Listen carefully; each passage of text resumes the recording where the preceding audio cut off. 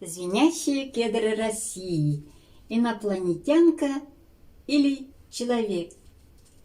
Прежде чем рассказывать о дальнейших событиях, связанных с Анастасией, я хочу поблагодарить всех руководителей духовных конфессий, ученых и журналистов, простых читателей, приславших мне письма, духовную литературу, комментарии относительно изложенных в первой книге событий.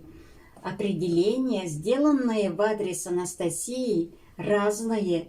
В прессе ее называют хозяйкой тайги, сибирской ведуньей, предсказательницей, божественным проявлением, инопланетянкой. Поэтому на вопрос одной московской журналистки «Любишь ли ты теперь Анастасию?» я ответил: «Не могу определиться в своих чувствах». И тут же был разнесен слух, что я не способен что-то там понимать из-за духовной незрелости. Ну как же можно любить, не разобравшись, кого любишь? Ведь до сих пор нет единого определения в адрес Анастасии. Я попытался, основываясь на ее утверждении. Я человек, женщина, убедить себя в этом, найти объяснение ее необычным способностям. Поначалу все получалось. Кто такая Анастасия? Молодая женщина, рожденная и живущая отшельницей в глухой сибирской тайге, воспитанная после гибели своих родителей, дедушкой и прадедушкой, тоже ведущими отшельнический образ жизни.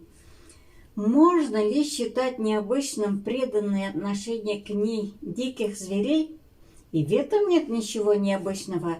На крестьянском подворье разные животные мирно уживаются между собой и с уважением относятся к своему хозяину.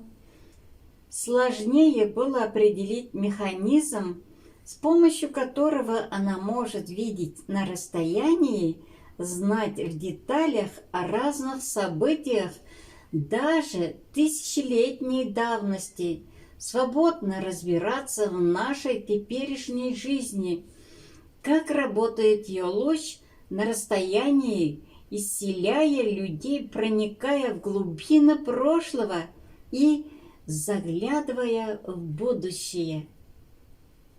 Профессор философии, член-корреспондент МАИ К.И. Шилин написал в своих работах, посвященных анализу высказываний и действий Анастасии: творческий потенциал Анастасии – это всеобщий, а не чисто индивидуальный дар Божий, дар природы. Все мы и каждый из нас в отдельности связаны с космосом. Выход из грядущей катастрофы видится в гармоничном синтезе культур начал. Развитие этого типа культур гармонично с чистого детства дает женский тип культур. Наиболее полно и ярко этот тип культур выразился в буддизме, но и в нашей Анастасии также. Потому-то ниже и дана следующая цепочка отождествлений. Анастасия равно Тара, равно Будда и Майтрея. Анастасия является совершенным человеком, подобным Богу. Так это или нет, не мне судить. Только непонятно, почему же тогда она учения никакого не пишет, как все просветленные, подобные Богу, а вместо этого свои 20 сознательных лет занимается дачниками. Тем не менее, считая высказывания ученых, я смог сделать вывод, что она не сумасшедшая какая-нибудь, потому что в науке есть, по крайней мере, гипотезы относительно того, что она говорила, а по отдельным направлениям проводятся опыты. Так, например, на вопрос: «Анастасия, каким образом ты выуживаешь и обрисовываешь разные ситуации тысячелетней давности и даже мысли великих людей прошлого можешь видеть?» Она ответила: «Первая мысль, первое слово было у Создателя. Его мысли живут и поныне, невидимо окружая нас и заполняя пространство вселенское, отражаясь в материальных живых творениях, созданных для главного, для человека.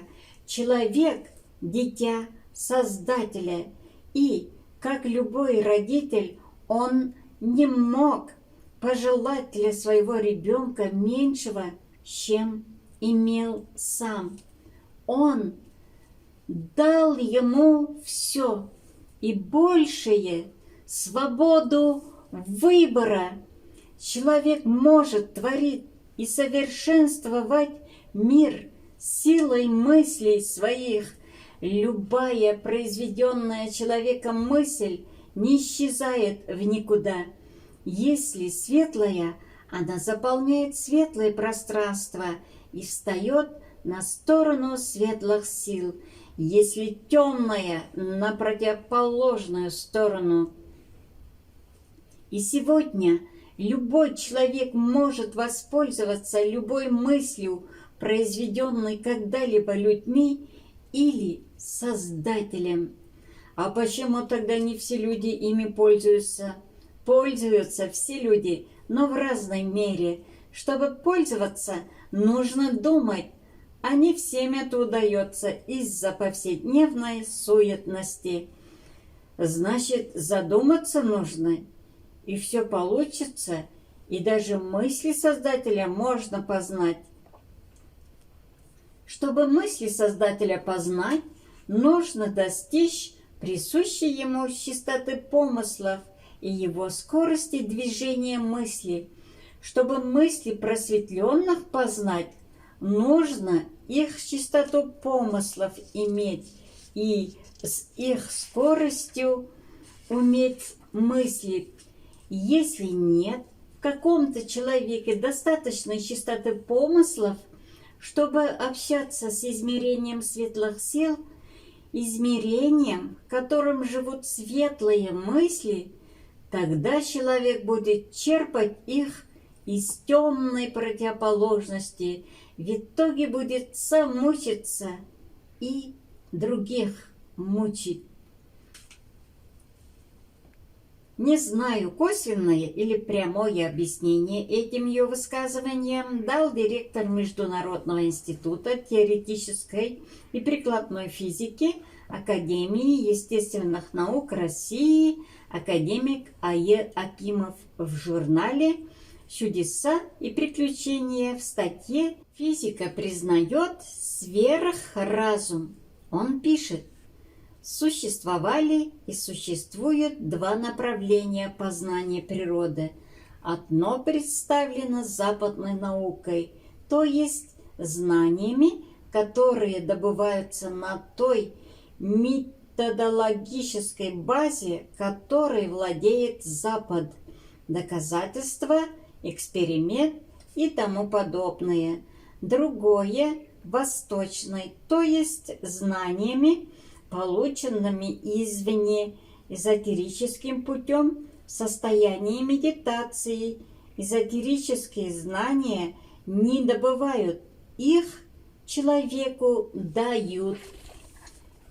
Получилось так, что на каком-то этапе этот эзотерический путь был утерян, и сформировался другой путь, чрезвычайно сложный и медленный.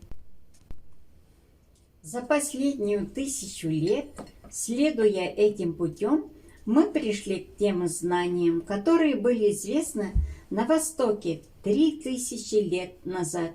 У меня есть интуитивное убеждение, что правы были те, что говорили, материя На полевом уровне, заполняющая всю Вселенную, есть некая взаимосвязанная структура.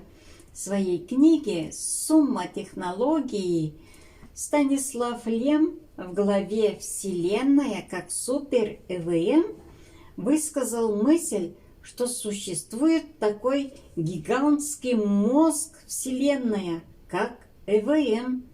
Представьте себе вычислительную машину, которая при объеме наблюдаемой Вселенной, ее радиус порядка 15 миллиардов километров, наполнена элементами с объемом 10-33 сантиметров третьей степени.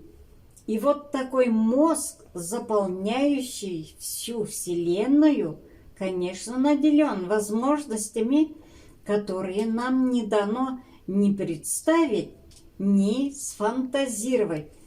А если учесть, что в действительности этот мозг функционирует не по принципу электронных вычислительных машин, а на основе торсионных полей, то тогда становится ясно проявление абсолюта Шеллинга или шуньята древней ведической литературы как раз и есть вычислительная машина, и кроме нее ничего в мире больше нет. Все остальное – та или иная форма абсолюта. Вот что написал о луче, действующем на расстоянии, действительный член Российской академии медицинских наук академик Валаиль Казначеев в статье «Живые лучи и живое поле», журнал «Чудеса и приключения» от 3 мая 1996 года. Вероятно, Вернадский был прав, когда поставил вопрос, как же идеальное мыслительное переводит планету Земля в новую ее эволюционную фазу. Как? И только через труд, и только через взрывы, и только через техногенную деятельность. Так вот, прямолинейно объяснить это нельзя. Факты указывают на то, что человек-оператор может менять на расстоянии многие показания электронных приборов. Он как бы сбивает шкалу прибора, притом издалека. У нас в Новосибирске сейчас ведутся работы по дальней связи с Норильском, Диксоном, Симферополем. Идут работы и с Тюменским треугольником, с американским центром во Флориде. И дальняя связь с человеком, с прибором и с оператором устанавливается достоверно и точно. Мы сталкиваемся с неизвестным явлением, взаимодействием живого вещества на огромных расстояниях. К сожалению, в статьях много непонятных терминов, ссылок на труды других ученых. Все их пересчитать, да еще понять сложно. Но все равно я понял, что науке известно о возможности человека контактировать на расстоянии, известно науке и о Вселенском банке данных, которым пользуется Анастасия. Она называет его измерением светлых сил или измерением, в котором живут мысли, когда-либо произведенные людьми. Об этом современная наука тоже говорит, называя его супер-ЭВМ. Далее предстояло осмыслить, каким образом мне, совсем не занимавшемуся литературным ремеслом, не имеющему на то образования, удалось написать книгу, и эта книга будоражит людей. Когда я был в тайге, то Анастасия сказала: «Я сделаю тебя писателем, ты напишешь книгу, и ее будут читать много людей. Она будет благотворно влиять на читающих». Теперь вот книга написана, и можно предположить, что в этом только ее заслуга.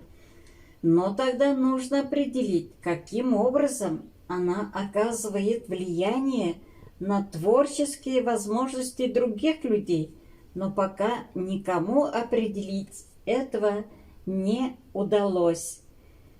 Для облегчения задачи можно, конечно, предположить, что я и сам немного талантлив, и, получив от нее интересную информацию, изложил ее. Тогда, казалось бы, все встает на свои места, всему даны объяснения. Не надо дальше тратить время на чтение научной и духовной литературы, задавать вопросы специалистам. И тут Анастасия явила новое явление, объяснение которому пока ни я и никто из помогавших мне найти не можем. Если помните, я писал в первой книге, как она сказала еще 2 года назад: художники будут писать картины, поэты, стихи, и будет снят обо мне фильм. Ты будешь смотреть на все это и вспоминать меня. Дедушка Анастасия на мой вопрос: «Она что, может предсказывать будущее?» ответил: «Владимир, Анастасия будущее не предсказывает, она его способна моделировать и воплощать в реальность». Слова – это всего лишь слова. Мало ли, что мы говорим. И этим словам я не придал особого значения, расценив их как нечто иносказательное, потому что невозможно было даже предположить, насколько точно воплотится все сказанное Анастасией в жизнь. Но невероятное происходит. Сказанное Анастасией начинает воплощаться в реальность. Сначала потоком полились стихи. Часть из них я опубликовал в конце первой книги. Потом в разных городах люди стали открывать еще и домики Анастасии. В первом из них, в городе Геленджике, были выставлены картины московской художницы Александры Васильевны Саенко. Они посвящены Анастасии, природе. Я вошел в этот домик, взглянул на стену, увешанную большими картинами. Окружающее пространство словно стало видоизменяться.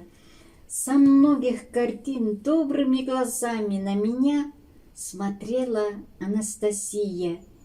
И сюжеты, понимаете, на некоторых картинах были сюжеты из еще не изданной второй книги, и был светящийся шар, появляющийся иногда рядом с Анастасией. Потом я узнал, что эта художница рисует не кистью, а кончиками пальцев. Большинство из этих картин уже распродано, но оставлено пока на выставке, потому что люди идут и идут посмотреть на них. А одну картину художница подарила мне. На ней были изображены родители Анастасии. От лица ее мамы невозможно было отвести взгляда. Стали поступать от разных студий предложения о съемке кинофильма об Анастасии, и я это уже воспринимал как само собой разумеющееся. Притрагиваясь руками к картинам и листкам со стихами, слушая песни и просматривая кадры от снятого кинофильма, я пытался как-то осмыслить происходящее. А тут Московский исследовательский центр, занимающийся исследованием явлений, связанных с Анастасией, делает заключение. Величайшие духовные наставники, известные человечеству религиозными учениями, философскими и научными изысканиями, не достигают скорости воздействия Анастасии на человеческий потенциал. Их учения возымели ощутимые проявления в реальной жизни спустя столетия и тысячелетия с момента появления. Анастасия всего лишь за дни и месяцы каким-то неведомым образом, минуя нравоучения и разные духовные трактаты, воздействует напрямую на чувства и вызывает эмоциональные всплески, творческий подъем, реализующийся в реальных творениях разных людей, мысленно соприкоснувшихся с ней. Мы их можем воспринимать в виде художественных произведений, вдохновенных порывов к светлому, доброму. Каким же образом эта одинокая отшельница, находясь одна в глухой сибирской тайге, в одно и то же время словно парит над реальным пространством нашей жизни? Каким образом через руки других людей она материализует творение? Все они о светлом, о добром, о России, о природе, о любви. Она засыпает мир великой поэзией любви. Весенним дождем стихи и песни будут омывать всю нашу землю от накопившейся на ней грязи, сказал дедушка Анастасии. Но каким образом она это сделает, спрашивал я. И ответ: энергией порыва собственных устремлений она раздает вдохновение и озарение силой своей мечты.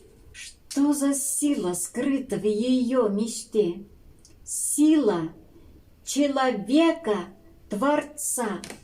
Но за свои творения человек должен получать вознаграждение, почести, деньги, звания.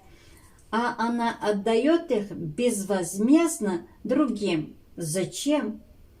Она самодостаточна, собственное удовлетворение и искренняя любовь хотя бы одного – высшие награды для нее, ответил дедушка Анастасии.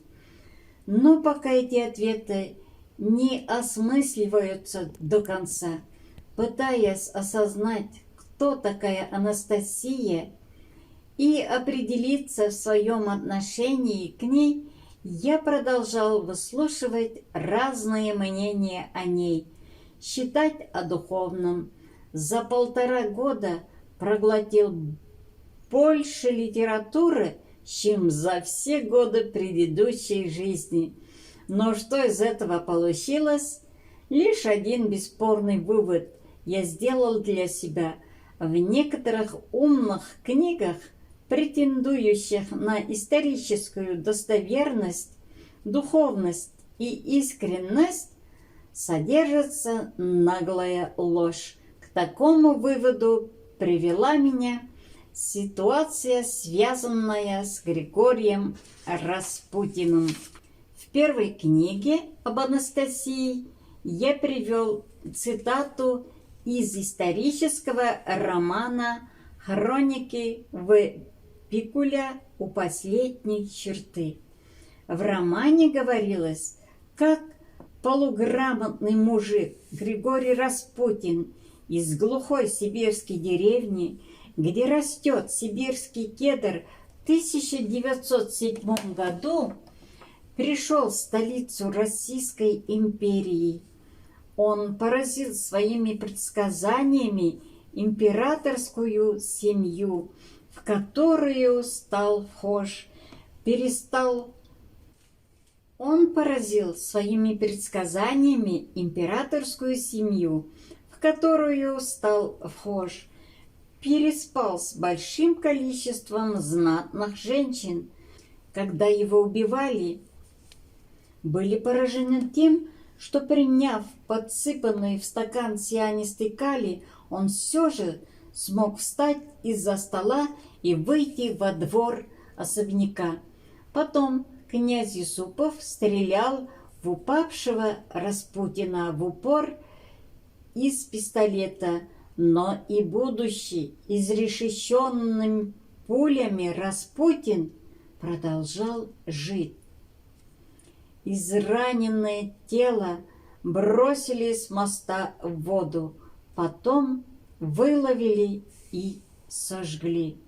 Таинственный и загадочный Григорий Распутин, поразивший всех своей выносливостью, вырос в кедровом краю. Вот как журналисты того времени писали о его выносливости. В возрасте 50 лет он мог начать оргию с полудня, продолжая кутеж до 4 часов ночи от блуда, пьянства, заезжал прямо в церковь к заутренне, где простаивал на молитве до 8 утра.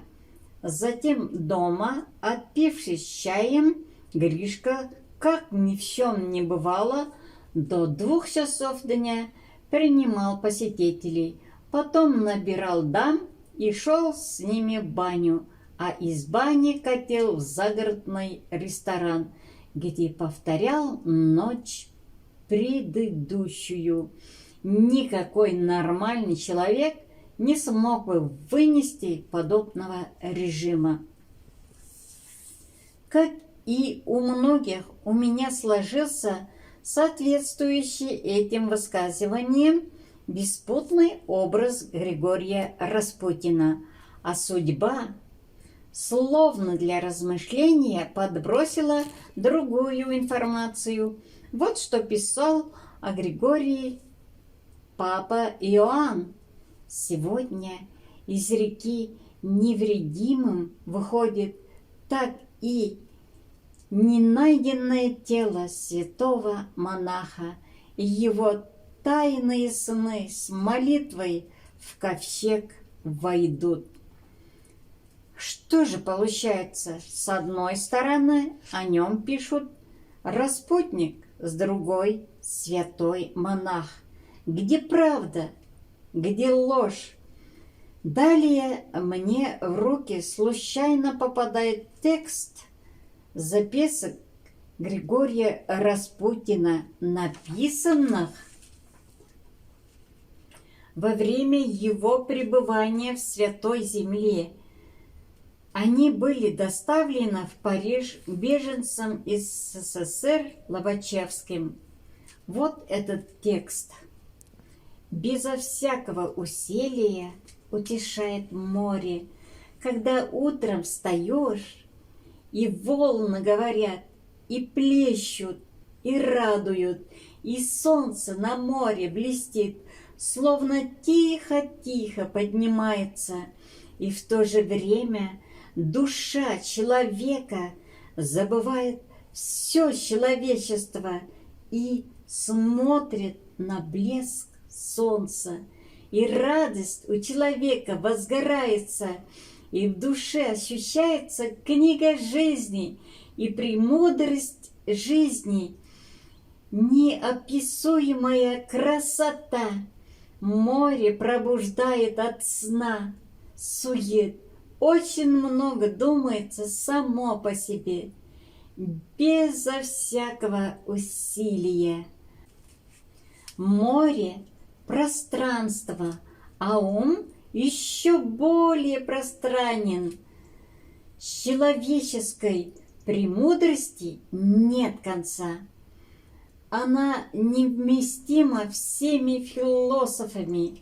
Еще есть величайшая красота, когда солнце падает за море и закатывается, и лучи его сияют. Кто может оценить светозарные лучи? Они греют и ласкают душу, и целебно утешают. Солнце по минутам уходит за горы. Душа человека немного поскорбит о его дивных светозарных лучах. Смеркается, о, какая становится тишина! Нет даже звука птицы.